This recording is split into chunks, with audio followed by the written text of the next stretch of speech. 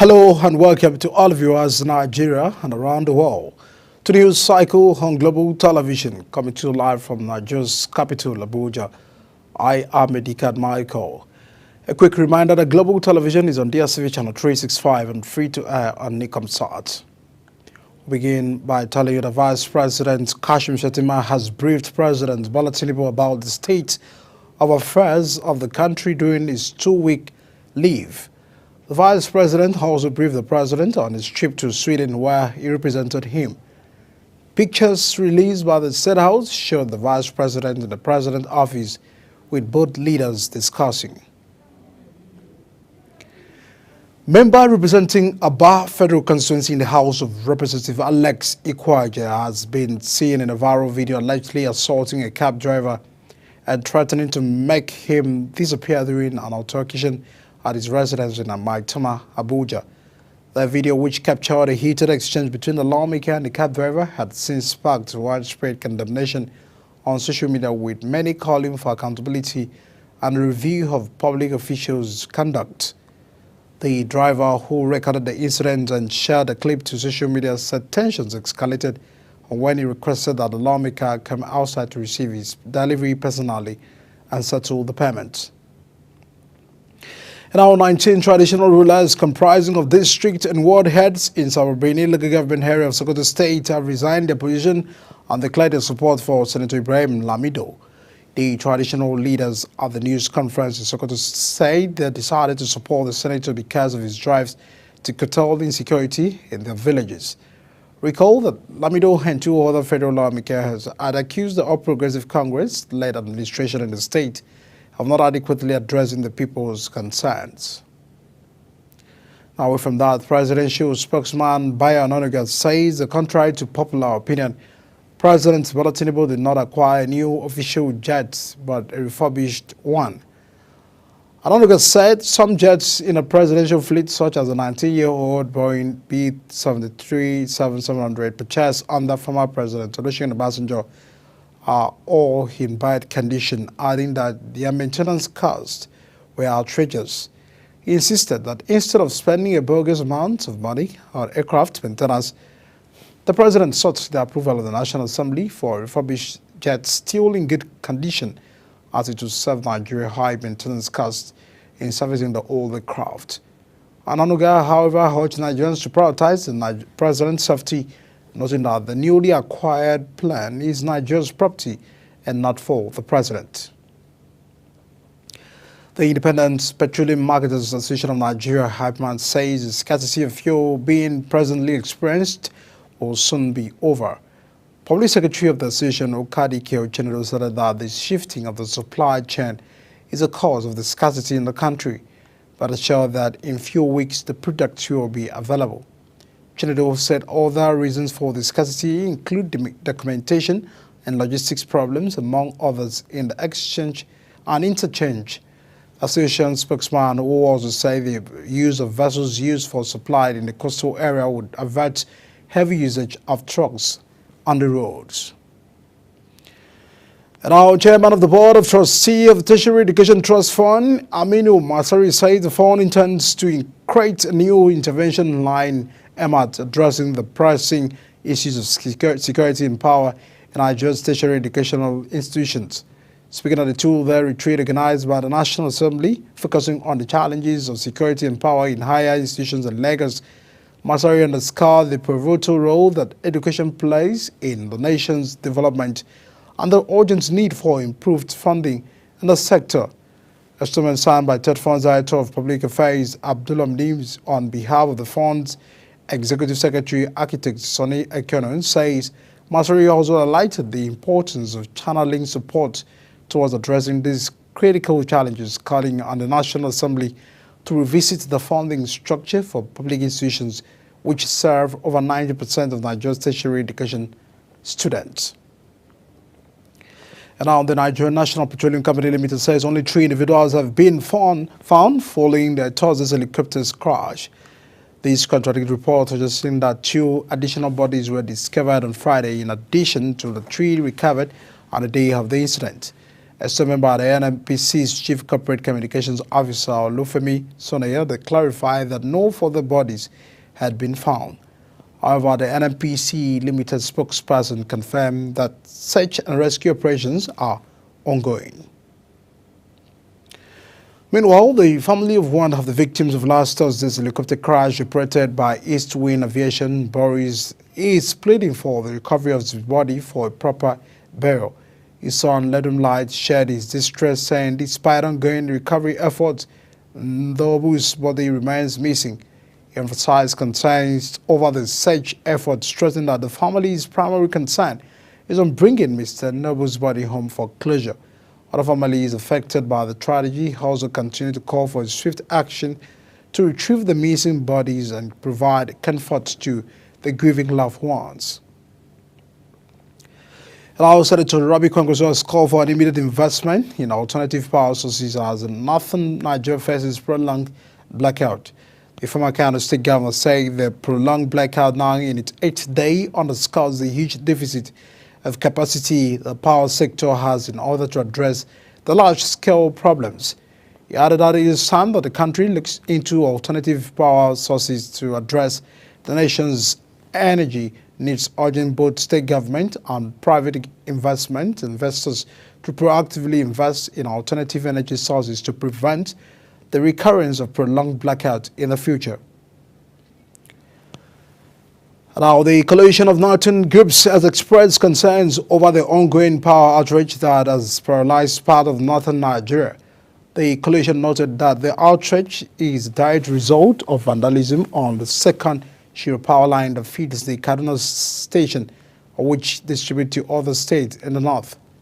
The coalition says after engaging with experts, it discovered that there is also a significant infrastructural gap as there is no transmission system to carry sufficient power to the northwest and northeast regions. The coalition added that the north, which accounts for a significant portion of Nigeria's population and economic activities, is shamefully undeserved in terms of electricity infrastructure and distributions, calling on the federal government, the transmission company of Nigeria, TCN, and northern governors, lawmakers, and all the relevant stakeholders to immediately expedite efforts to ensure power is restored to the north. Around the Northern Governors Forum has stated that the economic hardship currently faced by Nigeria is more pronounced in the northern region than in the southern region due to disparities in the economic reality. Chairman of the forum, Governor Imona Yaya of Gombe State, started this during a meeting with traditional rulers in region in Kaduna. The forum also expressed concern over the darkness currently expressed in the northern region, emphasizing the urgent need to build additional transmission lines and diversified energy supply to address the issue. Now, the First Lady, Senator Oluremi Tinubu, has lamented that Nigerian women are still battling to get their place in politics and governance as a result of sustained policies that puts them at a disadvantage. She started these at the International Legislative Dialogue on Women and Constitutional Amendment and Nigeria's Health in Abuja. The dialogue was organized by the House of Representatives Committee on Constitutional Amendment with support from Policy and Legacy Advocacy Center and funded by the European Union. Represented by Kwara State First Lady and Chairperson Nigeria Governors Spouses Forum, Professor Lofaloke Abdulazaz, the First Lady, said while some Nigerians has been arrested, it was, however, disheartening that the National Assembly only few women were elected into the two chambers. Now, the Sultan of Sokoto, Mohammed Sadi Abubakar II, has said that the issue of Almajiri and out-of-school children remains a serious challenge leaders in the northern Nigeria must tackle. The Sultan noted there are millions of school children roaming around towns, cities, and villages across the country. Through these comments while addressing the Northern Governors Forum at a meeting held in Kaduna, he urged the governors to include these issues in their discussions, emphasizing the need to address the problem in the region. You're watching the news cycle on Global Television, coming to you live from Nigeria's capital, Abuja, where news cycle returns. Apex Bank signs deal with International Finance Corporation to boost local currency in financing Nigeria. Details of these and more comes after this break. Please stay with us.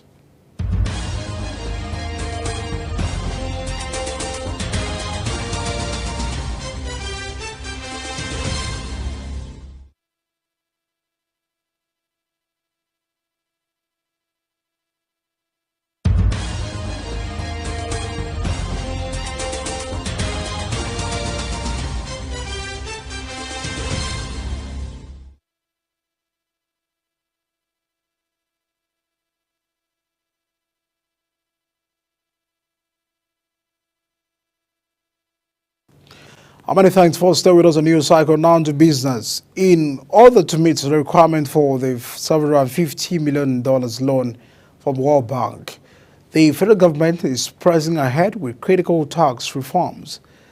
These loan projects is part of the broader $2.25 billion approved by the World Bank for Nigeria on June 13, 2024, to not just boost tax revenue effectively, but also boost Nigeria's economic stability and support its vulnerable populations. The order's second part of the package was for the Nigerian reforms for economic stabilization to enable transformation development policy financing program project.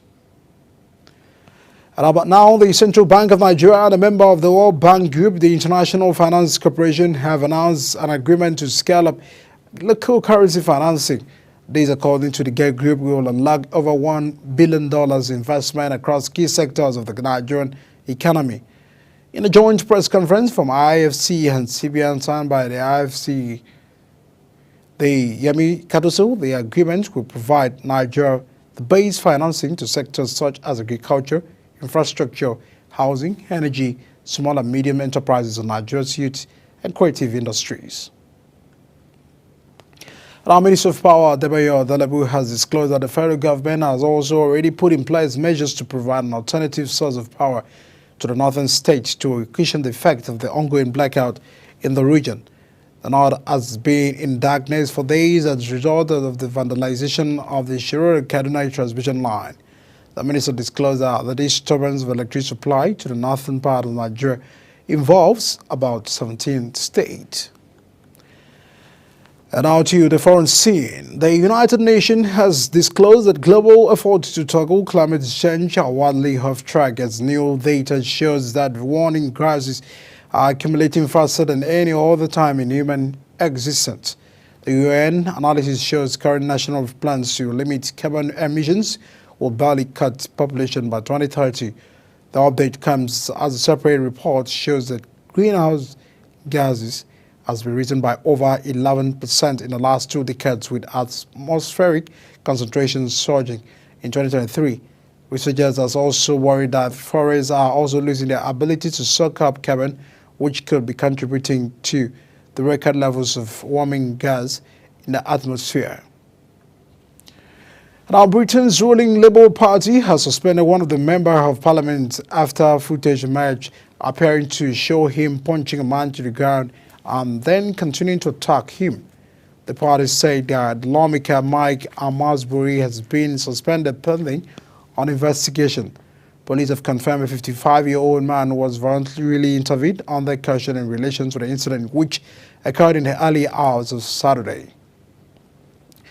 And now more on the foreign scene. NATO has said for the first time that North Korea troops have been deployed to Russia and border region where Ukrainian troops have a foothold.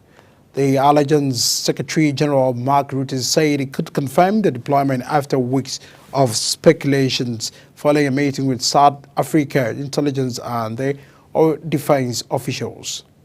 The newly installed NATO chief said the deployments represented a significant escalation and a dangerous Ukraine of the war in Ukraine.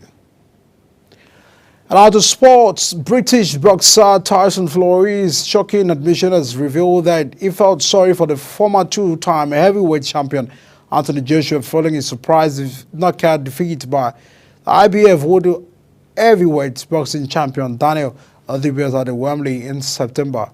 Joshua was the favorite going into the fight to be overpowered by Dubois, who earned a knockout victory in the first fifth round to earn the 32-year-old for his fourth professional career loss. Joshua's bid to become a 3-time world champion and focus to the division's top table ended dramatically and unexpectedly, with the Dubois dropping him several times at the Wembley Stadium.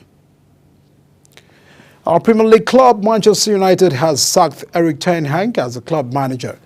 The club noted in a statement that Erik ten Hag has left his role as Manchester United men's first-time manager, adding that the Red Van will take charge of the team as the interim head coach, supported by the current coaching team, which a permanent head coach is recruited.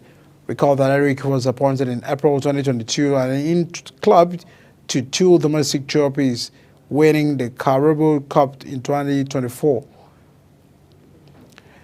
Now, Zambian footballs is in mourning after several players from the Chavuma Town Council have been killed in a bus crash. The country's Football Association FAS President Andrews Kamega expressed the association's deep shock at the accident which occurred on Saturday while the squad was traveling to a third-tier league game in the northwest of the country. 12 other people were injured in the accident, and after 5 of those have been evacuated to the capital, Lasuka, for treatment. And as a package of news cycle coming to you live from Nigeria's capital, Abuja, a quick reminder that we are on DSTV, channel 365, Star Times, channel 276, and free to our Nicom Sats. Kindly follow us on all social media platforms using @Global TV NG and all the handles now shown on the screen. I am Medican Michael. Many thanks for watching. See you again.